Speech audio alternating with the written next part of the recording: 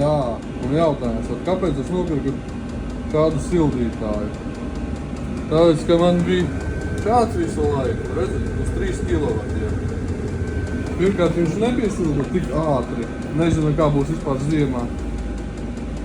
Un elektrības patēriņš. Nu, es, piemēram, garāžā padarbojos 4 stundas, un man pieaug kaut kādi 20-25 kilovati pa tām 4 stundām.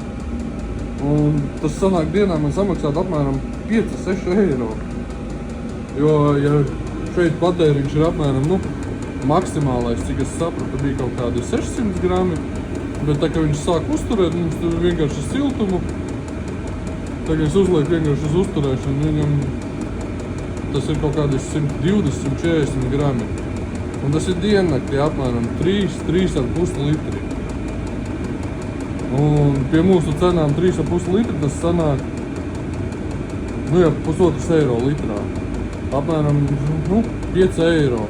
5 eiro, tas ir diennaktī. Nevis pa 4 stundām 6 eiro.